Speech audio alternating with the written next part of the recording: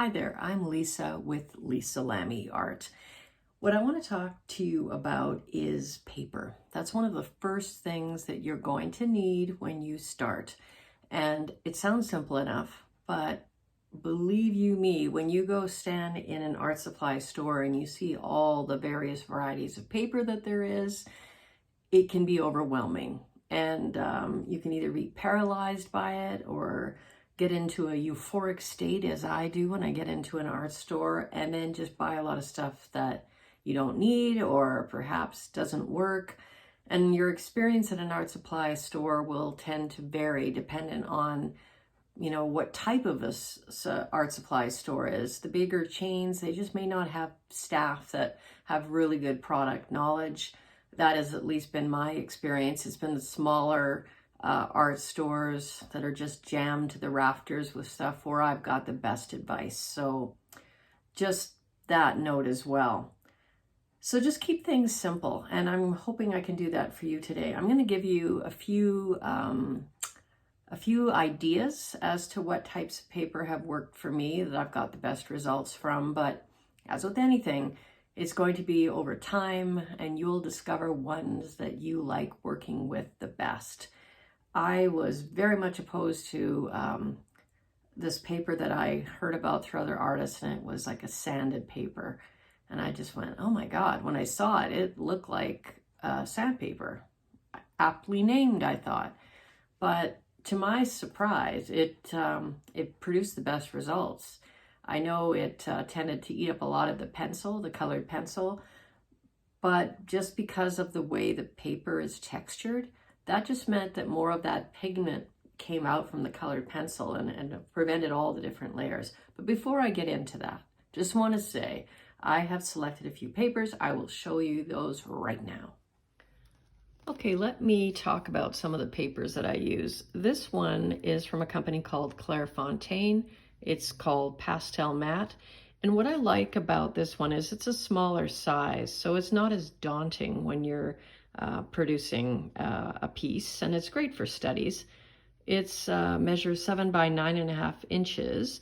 And another thing I like about it is it comes in white paper, a paper called sienna, brown, and anthracite, which is similar to what is pictured here, which is a grayish black. And Canson paper, and you can see by how dog-eared this is that I use this a lot. I like the size again, it's not that big, it's 9 by 12 inches. And as you can see, it says it's good for colored pencil, gel pens, and metallic markers. Again, the size of 9 by 12 is awesome. It's not too small and it's not too big. And you can use it, as I said, for gel pens and metallics pencil. Okay, here's another Strathmore colored pencil. I haven't used this as much, but it clearly says it is good for colored pencil. For me, it just, I don't know, for whatever reason, it just didn't work for me, and perhaps it's a learning process on my part, but this would be a good size, 9 by 12.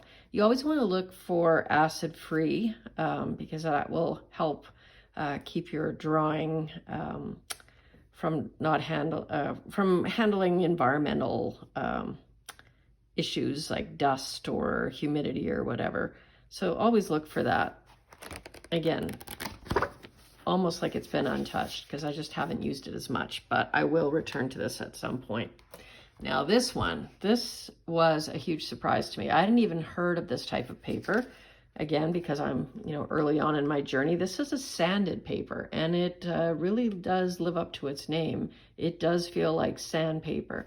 It comes in a 600 grade. It's produced by a company called Uart, and it is acid-free, pH neutral, which also is important, as I said, just to keep your drawing looking true to color for a long period of time. What is also good about this is it actually accepts other wet media like water, oil, mineral spirits, terpenoid, and alcohol, which you will use in your drawings. So again, was pleasantly surprised by this one. As you can see, I did this surprisingly was only from, I think, about an hour or perhaps 2 hours on the outside. I used colored pencils, and then I started adding in some pan pastel. And as you can hear by the paper, because it is a sanded surface, it really holds the pigment. So it was awesome. And then I also just was playing around, because I don't use pan pastel very often, other than pet portraiture. I started playing around with that here, and just did a bit of a study, but really fell in love with this paper. So again, finding a paper that works for you is going to take some experimentation, but I wanted to try to prevent you from spending more money than you really want to on art supplies by finding things that don't particularly work. So I would probably recommend this one first. Pastelmat would be another good investment, but again, this is a little more expensive.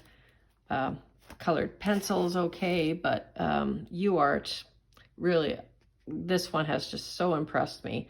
So look for something in the 600 grade, and I think you will enjoy it as much as I did.